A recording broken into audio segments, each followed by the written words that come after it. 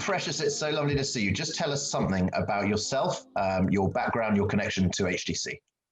Yeah, so I actually grew up in Brixton, South London, so just around the corner from HTC. Was raised in a Christian household, and I came to HTC because a friend of mine actually started attending Alpha, and so in like I think it was mid 2018 maybe, I started attending just to support her and to keep her going Amazing. when Yeah. it came to the faith, and stayed because the community was so wonderful. That's wonderful. Thank you for sharing that. And then just in terms of it being Black History Month, in a year when, the collective consciousness for many around the globe has been about the importance of racial justice and how, that has helpfully been raised by such a tragic event with George Floyd's killing. Could you just describe, if you're able to, just sort of personally, how did George Floyd's death affect you, impact you, both back then in May and in the months since then? Yeah, 2020 has been a it's been a tough year. I think All sorts of ways, hasn't it? in all sorts of ways, and I think that's why the George Floyd's murder was so significant, simply because ultimately it was a trying time for everybody. And then you have this example of the ways in which being a Black person in America, but also in other areas of the world, is still very, very difficult. At the time, I was definitely a lot more distraught and I think disappointed, just in the sense that it took such a major and tragic event for people to recognize there was even a bit of an issue in this world, let alone something so huge. In the time since then, I've definitely, as a Christian, been challenged about what I can do to speak to my brothers and sisters in terms of the faith, about racial injustice, and being able to speak directly to that, to people who we are all meant to be family and equal. Yeah. But I've also been encouraged, essentially, that since that time, I have not only had conversations about race with Christian, like white Christians, but continue to have those conversations. Yeah. And so my hope and my prayer really is that it will never take something so tragic to allow those conversations to be had, especially in the community of faith, because I've had a lot of those conversations in like more academic circles, but actually in terms of my faith and when it comes to Black History Month, I'm just really encouraged by the fact that moving forward, we'll be able to have more of these conversations and celebrate what needs to be celebrated in terms of Black history, but also have those difficult conversations as well. Amazing. Thank you for sharing that. And just, I'm going to ask you an extra question, if that's allowed. In terms of when you say celebrate Black history, there's so much to celebrate. But what were the main things that you are celebrating this month? I think the things that I'm celebrating most this month is actually just the progress. So my parents moved here in the 90s from Nigeria. And I think the contribution, particularly of African and Caribbean communities to the UK in terms of arts and culture, has just been phenomenal. And I'm just so pleased that there's such a richness to celebrate at this time. Wonderful. Precious, thank you so much for sharing that. Thank you for being part of HTC as well. Thanks for having me.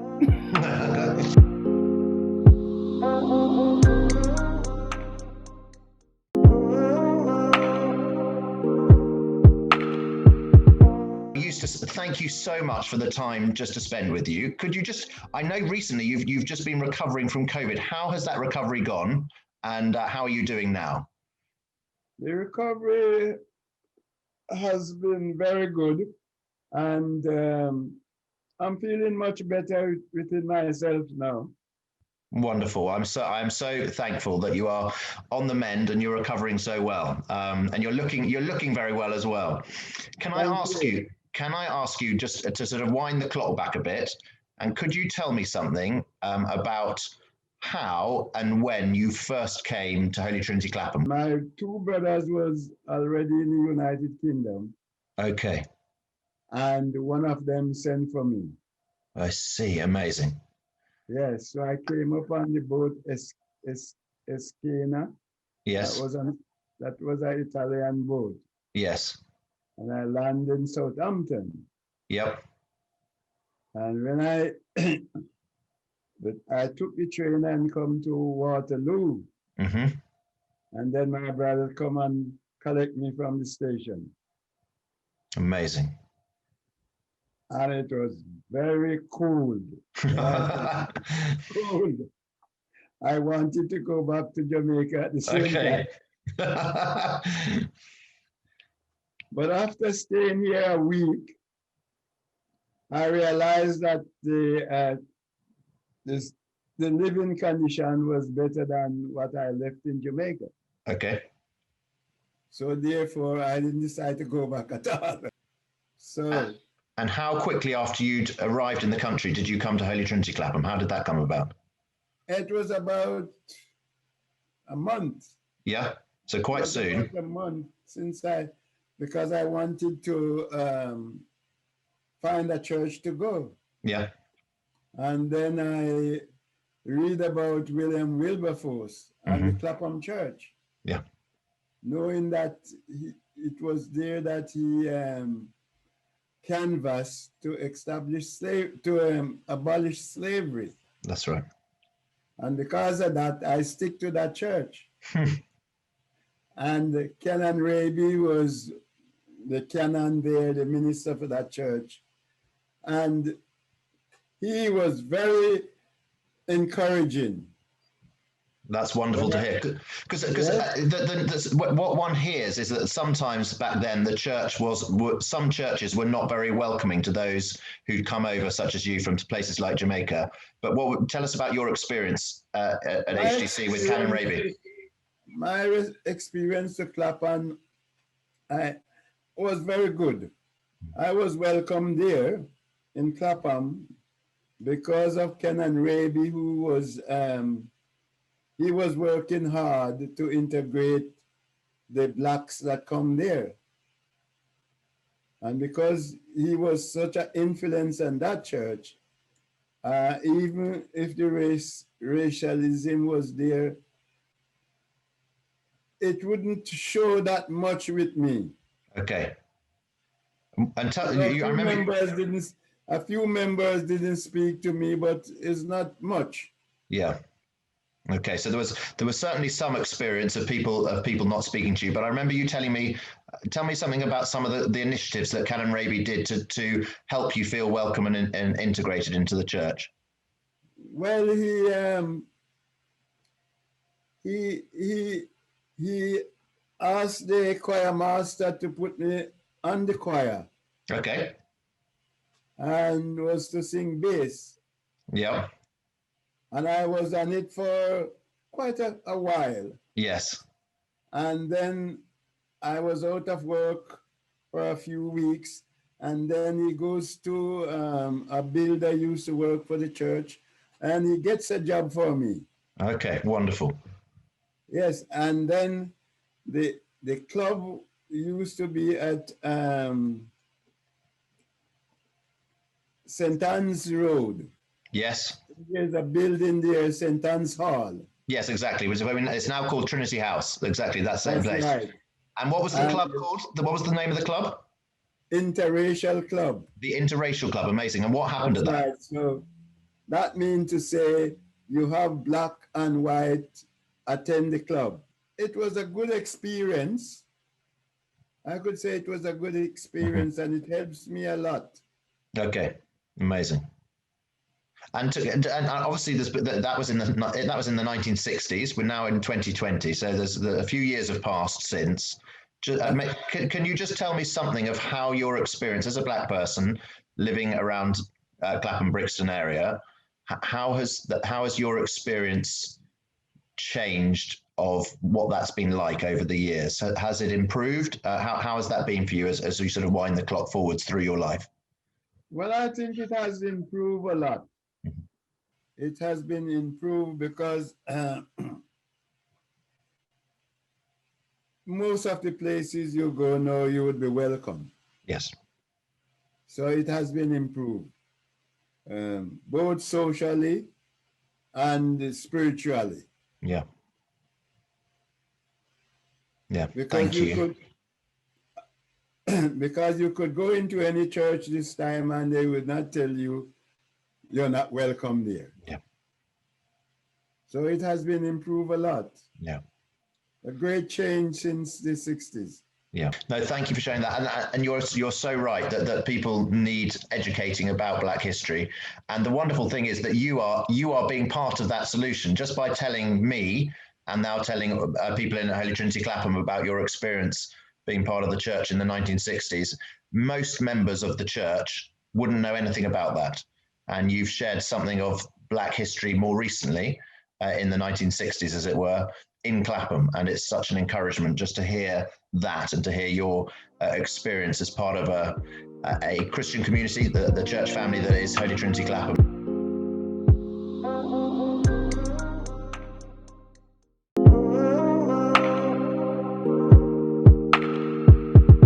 Sarah, it's fantastic to spend a few minutes with you now, and I'm just going to ask you a couple of questions. The first one is that we know our church was a key part in banning the slave trade through the work of William Wilberforce and many others in 1807. But the truth is that 200 plus years on, modern day slavery still exists. And so I wonder if you could just tell me something of how you have come to recognize the challenge of modern day slavery.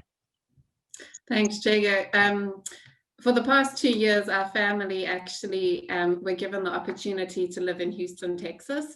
And while we were there, actually exactly a year ago today, I went along with some members of the church to visit a safe house for survivors of human trafficking in Mexico City. And this home is specifically for girls, some of them as young as 8 years old, who had been victims of sex trafficking. Coincidentally, at the same time, I was doing some research on Zachary Macaulay and the role that he played in bringing an end to the trading of slaves here in the UK back in the 1800s. And I remember sitting at a table in a coffee shop in Mexico City, just a few minutes away from the safe house for these girls who were being hidden from those who had trafficked them, and thinking, but this hasn't ended. It's just gone underground and it's become a trading of humans on the black market. And I just remember Wilberforce's quote reading on the 19th of October, 2019, reading, "You may choose to look the other way, but you can never again say you did not know."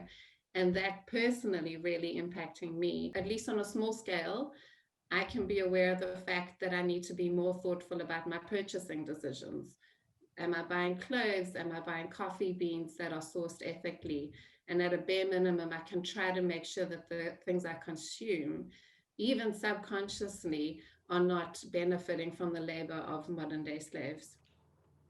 Thank you for sharing all that, Sarah. Thank you. And as you say, it's a huge social injustice right now. And then for you personally, you were a part of HTC and on the staff team. Then you went to Houston, and as you say, part of that time was having that experience and learning more about modern day slavery. You're now wonderfully back in Clapham and back part of the HTC staff team. Just say a little bit about how we are looking as a church to be part of that solution to the huge injustice that is modern day slavery. Well, I am very grateful to be part of the church who doesn't only honor the legacy of the Clapham sect and their tireless efforts, but also really wants to be a part and be in the forefront of being part of the solution to the ending of modern day slavery. At the moment, we're in a really important and prayerful process of discernment. We're doing our research, we're learning, we're networking with organizations, and we're asking God to highlight the particular role that HTC has in this struggle and how we can empower our community and our congregation to stand up and join the fight against modern day slavery. We want to look at partnering potentially with churches or organizations that are working to bring about the end of this injustice, those that are caring for the victims, bringing in our skills, our unique giftings that us as HTC have to offer. I think a really great place to start is in the educational dimension. There are so many of us, of my peers, that are unaware of the issue and the real prevalence of it in the United Kingdom. Sometimes slavery and trafficking is happening under our very noses, and we just don't have any idea of that. So giving community access to real hard facts, as well as teaching people how to identify if someone is a victim of trafficking, how to help them, would be a powerful contribution to the fight against injustice. And even encouraging folks to be more aware of where their favorite brands are bought from and whether those things are ethically sourced. We don't want to duplicate what's already being done well, but we do want to do what is most impactful for Clapham and for London and in the UK.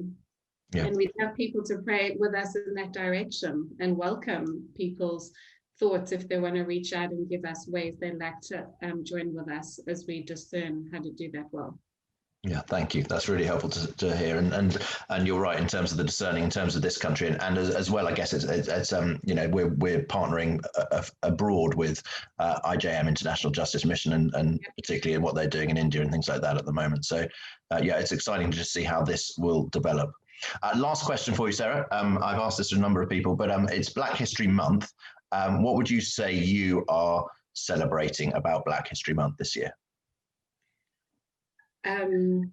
Personally, I'm celebrating just the education that I'm receiving in this season, and it's very humbling, but I'm exceptionally grateful for people's patience as they do educate me in this. Fantastic. Thank you so much. Thank you.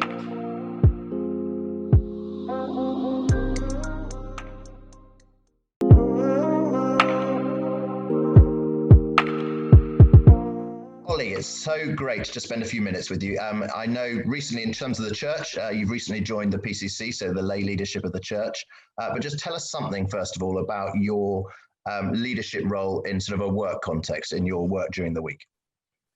So day to day, I've got two main roles. So full-time, I'm employed at a large international bank at Canary Wharf, and I'm a director in the legal function there. So I'm head of a legal team that's responsible for credit restructuring. So that's dealing with the bank's portfolio of borrowers that have got some kind of financial problems. And second, on the side, I'm a trustee of a charity called Frontline, which deals with social care and trying to train social workers and basically trying to change the outcome of disadvantaged children in the social system. Amazing. Thank you for sharing that. That sounds like you must be a busy man as well, and you've got young twins as well on top of that. So thank you for sharing all that. Now, as a Christian, Ollie, in a position of leadership both in work and here at the church, how would you say you want Black History Month to have a positive impact on society, and particularly on us as a church at HTC? So I think, Jago, Black History Month has been around for a number of years, and I think prior to this year, what we've seen is that it's been mainly focused on events for Black people. It's been an open invite, but actually Black people have been the dominant force in organising events and actually attending those events. Yeah. And I think given the events earlier this year with George Floyd and the impetus that the Black Lives Matter movement has had, I think there's a lot of focus from lots and lots of people on Black History Month, and it's just a wider proportion of society is interested. And I think what we've seen, given lockdown, people are, can't go out, they're glued to their TV screens, is that there's a lot more programming where we're hearing from individuals about their personal experiences of being Black. Yep. And I think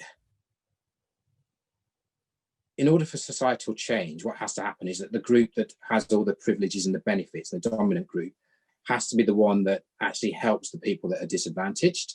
And I think what's happening this year with Black History Month is there's a lot of white people saying, oh, right, this is what's going on. This is what you're dealing with. And that's because of what's going on at churches, in corporations. They're having their Black people talk to, for want of a better phrase, white people about what they experience. And I'm hoping that the empathy that's going to arise because of that is going to lead to societal change. Little changes that people can make in their own lives and sort of like saying, actually, I'm going to stand up against that. I'm not going to behave in that way. I think that's what's going to be different this year, and I hope that leads to some interesting changes for the future. Yeah, thank you. That's so helpfully put. That really is. Well, what would you want to sort of say to encourage or challenge specifically all of our church at this time, to all the different members of the church? Wow.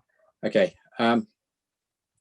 So I think it's very easy to look at events like, what happened to George Floyd, as, Trayvon Martin and various others that have gone over the last 10, 20 years and be shocked and horrified and think that's the experience of Black people. That's what they're not happy about. I agree, that's not right. And clearly abhorrent, incidents.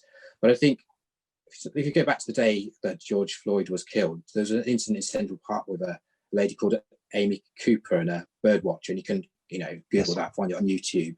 And I think for a lot of people, that's more the day-to-day experience of racism. I mean, some people say that's direct or overt, but actually, I expect this lady probably wasn't someone who thought that she was racist or considered herself in that way, but actually when push came to shove, that was how she behaved. And I think there are certain biases that we have that we're not necessarily aware of. And I think what I'd say to people is come alongside your Black brothers and sisters, try and find out more about their lives, what their day-to-day experience is, and what racism or racial profiling looks like for them.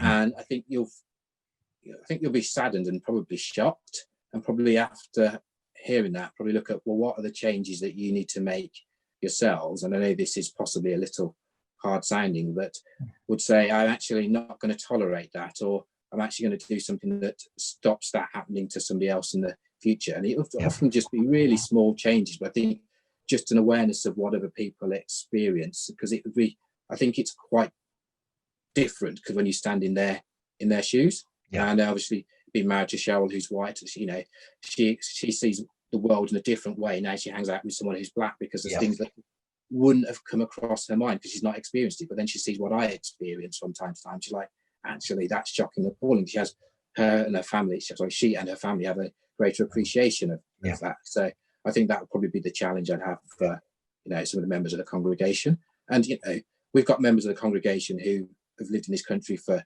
50 plus years, and I expect they went through some really dark times. Actually hearing from them and understanding how personal it is, I think that's what my challenge would be to people.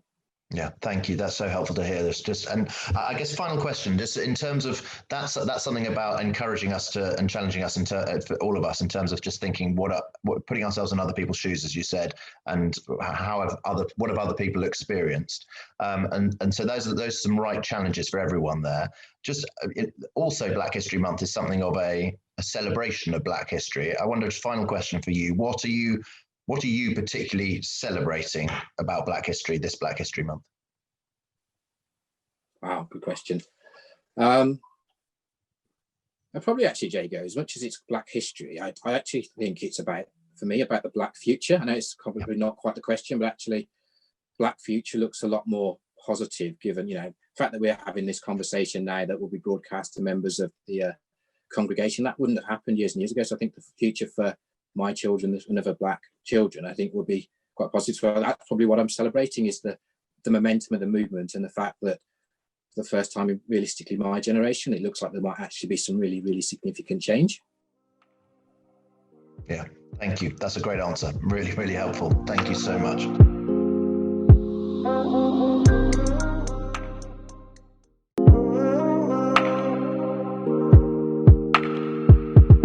Marsha, thank you so much for taking the time to be with me just for a few moments today. And as we come to the end of this year's Black History Month, you, Marsha, yourself, you are a wonderful part of Black history, particularly for our church, the first Black Member of Parliament who is part of HTC. Now, can I just ask you, first of all, with everything that has gone on this year, and there's been so much that has gone on, so many challenges in all sorts of different ways, just for you, what is your desire for what Black History Month actually achieves this year? Oh, well, thank you, Jago, for asking me to be part of this. I'm really pleased. And you're absolutely right. Black History Month this year, I think, has been even more significant because of the year that we've had so far. We've had, obviously, the coronavirus pandemic, which we've seen has had a disproportionate impact on our ethnic minority communities. But then we also had the Black Lives Matter protests following the murder of George Floyd, but also, demanding for a call to end to some of the injustices that exist. And whilst Black History Month has been going for 33 years, and it's around celebrating the amazing contributions that Black Britons have made, both just, politically, socially, and in the arts and so forth. For me, my hope is for people to learn more and know more about Black Britons from our past, who probably aren't so prominent in terms of who we know, or, people who, like I would say, people that I've discovered, Walter Toll, who was one of the first Black army officers who served in the First World War, died in combat, but nonetheless, initially he started out volunteering and became an army officer, and he was also a footballer as well for many clubs, Tottenham Hotspurs being one of them. but then I also think about women that you know, that have gone before me as well. And you know, there's Mary Prince, who was born a slave, but you know, she's the first Black woman to have had her life written in an autobiography, and she was also part of the abolition campaign. And you know, her history, you know, obviously would have inspired many that came after her. So you know, just to come back to your question about my hopes for the month, really is that, you know, people got to hear more and learn more. And I have to commend, you know, our church, but, you know, the media outlets and so forth that have all done so much in terms of wanting to celebrate Black History Month this year. And you know, long may it continue. I mean, my aspiration and desire is to hope that Black history will be celebrated all year round, so we don't need a month. Yeah. But until we get to that place, you know, we will continue to celebrate it in October. And you know, if I can be a bit of do a cheeky plug, every day of Black History Month, I've been posting about a famous Black British person from history that, you know, which has been really good, and I've been really amazed feedback that I've received. But obviously, you know, my team and myself, we were learning so much about many different people that have gone before us. So it's been wonderful to do. Yeah. Oh, thank you, Marsha. That's wonderful to hear. And you know, right now in the present, you may have been posting about different people in the past, but right now in the present, you are a famous Black person in the present, and you are such an inspiration to so many. As I say, you're the first Black member of HTC who is a member of Parliament, but you're not the first MP who's been part of HTC. You know, the first MP that was part of HTC was William Wilberforce. Can you just tell us something for you about why you're so thankful for the history of our church and all that Wilberforce and other key individuals at that time achieved as part of the Clapham sect and the abolition of slavery? Absolutely. I mean, Jago, just can I just pause and say, how amazing is that, though? You know, that, you know, William Wilberforce, and then, you know, not trying to pick myself up in any way, shape or form, but I just think it's quite incredible. It is. It's wonderful. It is wonderful. I really do. And you know, just on, you know, to go back to your question, you know, I think the role that Wilberforce and so many others played in the abolition of slavery was so pivotal. And you know, I think about the church broadly, and you know, obviously the church has got quite a mixed, you know, past when it comes to the slave trade, and you know, because obviously being part of it, and then obviously, you know, equally playing a significant role in seeing an end to what was such an inhumane act that lasted for centuries. But I'm proud to be part of a church that has played such a role in abolishing slavery. And I think I've said this in the past, you know, whilst there is a mixed history, you know, our church has got such a wonderful story of justice, you know, that I believe was driven by their faith.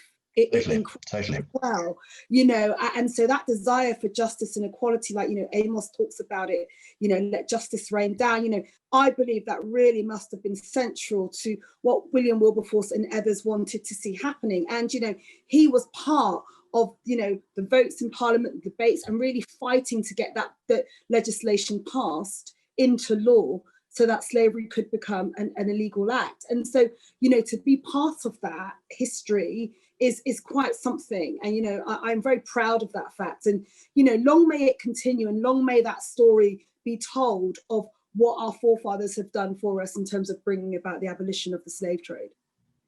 Great words, Marsha. Thank you so much. Can I just ask you a final quick cheeky question? Just for you personally, with Black History Month, are there things that you are particularly celebrating personally this month? What am I celebrating personally this month? I think, you know, that's a good question. One of the things, you know, I really am quite proud of is I've been watching how young people have been engaging with Black History Month this year, and I'm really proud of how they've really all been embracing it. You know, I did my first Instagram live with them the other day, and brilliant. How it all happened, but it did somehow. My team were great in getting me set up. I was so pleased just to be among so much young people and just hearing how they were seeing Black history, and, you know, looking at others like myself and those that have gone before me and seeing us as inspiration. So, you know, there's a weight of responsibility on myself, but also it gives me an opportunity to be really proud of what we've all achieved collectively, but also to be that inspiration and that role model for those youngsters. I mean, it is so, I'm so passionate about young people because I genuinely think it's all about them. You are an amazing role model, Marsha, to many, and you're an amazing example to many of us at HTC, just in terms of living out your faith in your particular sphere, and it's wonderful to see. And we are praying for you, and we're very, very thankful for you and all that you do. So thank you so much. Thank you.